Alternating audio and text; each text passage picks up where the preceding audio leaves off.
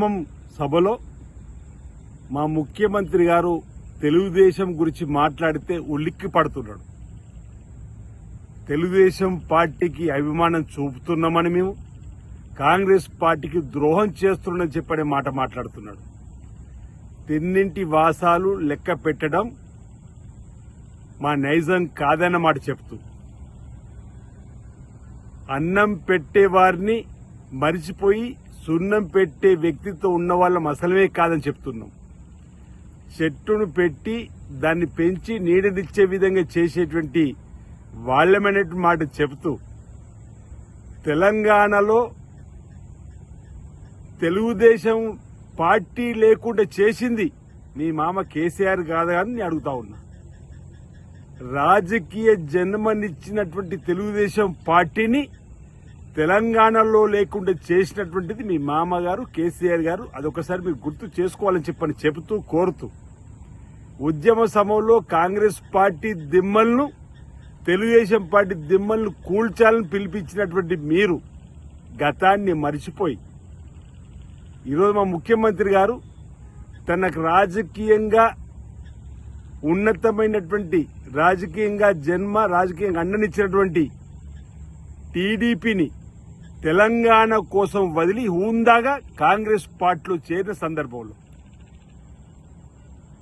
మీలాగా ఆనాడు వైఎస్ఆర్ గారికి మామాచాటు అల్లుళ్లాగా మీరు ఇచ్చినటువంటి బోకే వైఎస్ఆర్ గారు చనిపోకపోతే ఈ ప్రజలకు మీ వ్యక్తిత్వం తెలుసు. వెన్నుపోటు అంటేందో తెలియదు మా ముఖ్యమంత్రి గారికి, వెన్ను చూపించి పోవడం కూడా తెలియదు మా ముఖ్యమంత్రి గారికి. బరిగీసి కొట్లాడమే ఆయన నైజం. రేవంత్ రెడ్డి గారి వ్యక్తిత్వం మీకు తెలిసినప్పటికీ వెన్నుపోటు గురించి మీరు మాట్లాడుతున్నారు. వెన్నుపోట్లంటే అసలుకే తెలియని రేవంత్ రెడ్డి గారు వెన్ను చూపించి క్షేత్రం నుంచి వెళ్లేటువంటి భయం లేనటువంటి వాడు, బరిగీసి కొట్లాడేటువంటి వ్యక్తిత్వం ఉన్నటువంటి సందర్భం మీకు తెలుసు.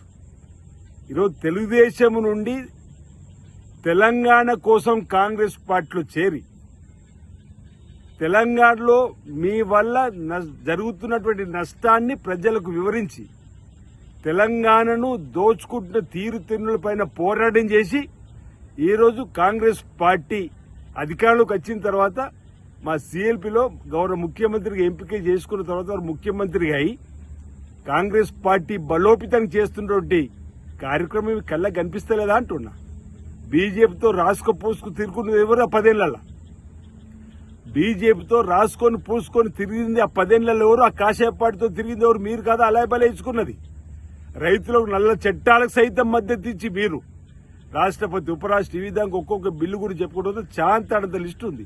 10 ఏళ్లలో మీ అనేక సందర్భాలు అనేవాళ్ళం గల్లీలో లొల్లి, ఢిల్లీలో మీ దోస్తని.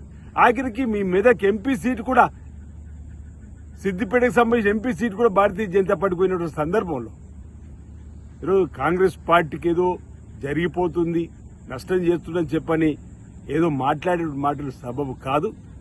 నిక్కచ్చిగా భారతీయ జనతా పార్టీ పైన పోరాటం చేస్తుంది.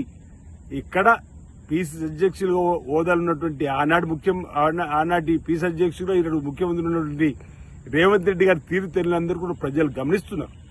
ఈరోజు ఏఐసీసీ అధ్యక్షులు మల్లికార్జున్ ఖార్గే ఇచ్చిన పిలుపులు గాని, ఇక్కడ పీసీసీ అధ్యక్షుడు మహేష్ కుమార్ గౌడ్ గారు మీనాక్షి నటరాజన్ ఇచ్చేటువంటి పార్టీ సమన్వయ సమావేశంలో కూడా పాల్గొని కేంద్రంలో రాహుల్ గాంధీ గారిని ప్రధానమంత్రి చేయడమే ధ్యేయంగా పనిచేస్తున్నటువంటి మా ముఖ్యమంత్రి గారిని పట్టుకొని ఈ విధంగా విమర్శలు చేయడం మానుకోవాల్సింది. కొత్త స్థానాలు అందివ్వడానికి వ్యూహరచన చేస్తుంటే ఈరోజు మీరు తట్టుకోలేక ఈ విధంగా మాట్లాడడం తప్ప మరొకటి కాదు. మీరు 1,000 మాకు చూపిస్తే తెలంగాణలో లక్షలాది గొంతులు మీ చరిత్ర గురించి మాట్లాడవలసినటువంటి సందర్భం వస్తుంది, పరిస్థితి వస్తుంది. ఇది ఈ విధంగా వ్యక్తిగతంగా విమర్శ చేసేటువంటి మాటలు మానుకోవాల్సిందిగా మీకు కోరుతూ, కాషాయ పార్టీతో అంటగాకింది మీరు. ఈరోజు కేంద్రంలో భారతీయ జనతా పార్టీ గద్దె దించడానికి తెలంగాణలో అత్యధిక పార్లమెంటు స్థానాలు వచ్చే విధంగా మేము ఇక్కడ ఉన్నటువంటి పార్టీతో సమన్వయం చేస్తూ ముఖ్యమంత్రి రేవంత్ రెడ్డి గారు ముందుకు పోతున్న తీరుతెన్నులు ప్రజలందరూ కూడా గమనించారు. రాబో రోజుల్లో ఇక మీకు తెలంగాణలో కూడా రాబో రోజుల్లో ప్రజలు ఇప్పుడు అసెంబ్లీ నడిచినప్పుడు రాలేరు, ఈ విధంగానే మీరు మాట్లాడిన మాట చూస్తే ప్రజలు మిమ్మల్ని తిరిగి అసెంబ్లీ కూడా పంపించేటువంటి సందర్భం రాదని ఈ సందర్భంగా తెలియజేస్తా ఉన్నాను. Subscribe us and press the bell icon for more interesting updates.